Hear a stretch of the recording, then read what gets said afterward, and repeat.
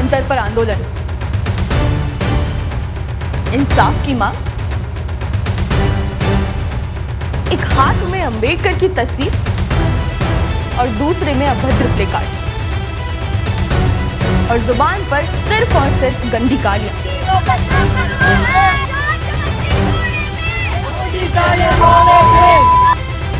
कुछ ऐसा था जेन ज़ी का so called revolutionary protest. CJP और स्टूडेंट्स का आंदोलन आखिरकार खत्म हो गया। सड़कें खाली हो चुकी हैं, तंबू उखड़ गए हैं और सरकार ने छात्रों की लगभग सारी मांगें भी मान ली है। फिर चाहे वो नीट पेपर लीक के कारण जान गंवाने वाले बच्चों के परिवारों के लिए मुआवजा हो, प्रदर्शनकारी छात्रों पर कोई कानूनी कार्रवाई ना करने का आश्वासन हो, या फिर शिक्षा मंत्री धर्मेंद्र प्रधान का इस्तीफा हो, छात्रों के उज्जवल भविष्य और उनके भरोसे को बरकरार रखने के लिए सरकार ने सब मान लिया। लेकिन क्या वाकई में ये जनरेशन अपने भविष्य के लिए चिंतित है, या इनकी दुनिया सिर्फ इनके मोबाइल फोन के इर्द गिर्द घूमती है? असलियत में इन्हें एग्जाम से ज्यादा सोशल मीडिया पर वायरल ना होने और अपने फॉलोअर्स के खोने का डर सताता है।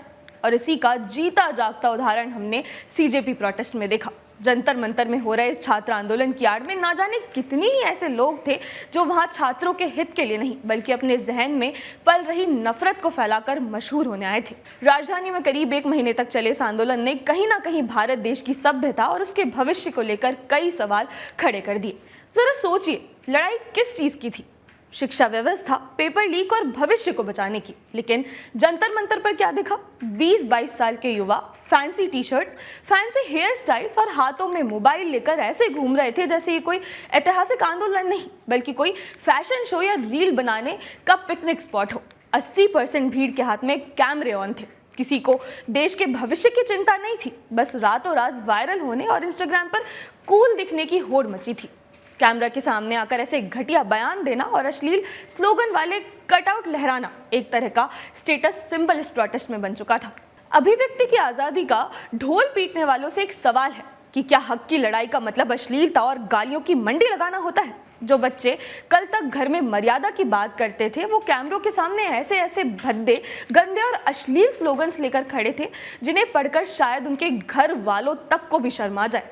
कोई पीएम मोदी को गोली मारने की बात कह रहा था तो कोई उनके निजी जीवन पर ऐसे भद्दे तंज कस रहा था जिसे क्रांति नहीं सिर्फ दिमागी दिवालियापन कहा जा सकता है। इतना ही नहीं बल्कि इन लोगों ने तो पीएम का अपमान करने के लिए उन्हें तस्वीरों में औरत तक बना दिया, जिसके बाद ये सवाल खड़ा होता है कि क्या ऐसा करना देश के पीएम के साथ पूरी नारी जाति का भी अपमान नहीं था? क्यों फेमिनिज्म का झंडा लेकर चलने वाली आजकल की लड़कियां किसी मर्द को नीचा दिखाने के लिए औरत की चीजों का इस्तेमाल करती है? क्यों जो चूड़ियां और साड़ी नारी के लिए गर्व का प्रतीक होता है वो मर्दों के लिए अपमान का चिन्ह करार कर दिया जाता है? इन लोगों की पीएम मोदी से नफरत तो इतनी थी कि आक्रोश की आड़ में इन्होंने उनकी दिवंगत मां, उनकी पत्नी और परिवार को भी नहीं बख्शा।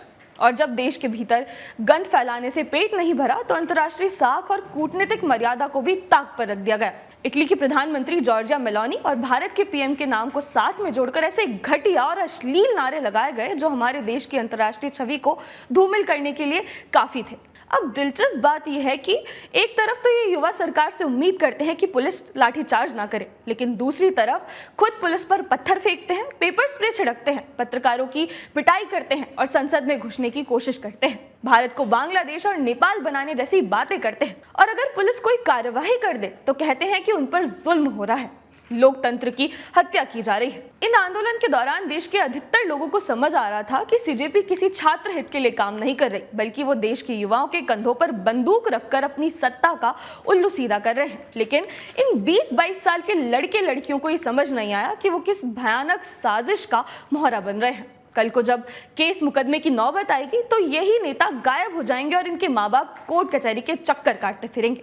आज ही देख लीजिए, जिन मासूम बच्चों की आत्महत्या के नाम पर सीजेपी के लोगों ने शिक्षा मंत्री का इस्तीफा मांगा था, मांग पूरी होते ही उन्हीं बच्चों की तस्वीरों को बीच सड़क पर फेंक कर 5 स्टार होटल में पार्टी की जा रही है। इस देश ने अंग्रेजों से आजादी की लड़ाई देखी है, जयप्रकाश नारायण का जेपी आंदोलन देखा है, अन्ना हजारे का आंदोलन भी देखा है। जेपी आंदोलन में लाखों लोग सड़कों पर उतरे थे, सरकारें बदली, लेकिन बाद में नेता तो मंत्री बन गए और लाठियां खाने वाले आम युवाओं की जिंदगियां बर्बाद हो गई। जेपी अन्ना आंदोलन के समय वैचारिक मतभेद भले तीखे थे, लेकिन भाषा की ऐसी अभद्रता और नंगा नाच इतिहास में पहले कभी नहीं देखा गया। तो फिर आज क्यों? क्या आज की इस तथाकथित स्मार्ट और इंटरनेट जनरेशन के पास तर्क खत्म हो चुके हैं? अगर सालों साल तक स्कूल कॉलेज में इतनी पढ़ाई करने के बाद भी हमारी भाषा का यही स्तर रहता है, तो फिर ऐसा ज्ञान किस काम का है? अगर दिन रात किताबें पढ़ने और डिग्रियां बटोरने के बाद भी इन्हें इतना नहीं पता कि किस व्यक्ति के लिए किस तरह के शब्दों का चयन करना है, कब कहाँ क्या बोलना है, तो ऐसे लोगों को खुद को एजुकेटेड कहने का भी कोई हक नहीं है, क्योंकि असली शिक्षा अधिकार मांगना सिखाती है, मर्यादा और संस्कार बेचना नहीं। आज सबसे बड़ा सवाल ये है कि क्या यह आंदोलन सच में देश की शिक्षा व्यवस्था को सुधारने की एक पवित्र लड़ाई थी, या फिर हक की आड़ में सड़क पर उतरी अराजकता और वायरल होने की सनक और अभद्र सोच का एक प्रदर्शन? आपकी इस पूरे मुद्दे पर क्या राय है? कमेंट सेक्शंस में हमें जरूर बताएं।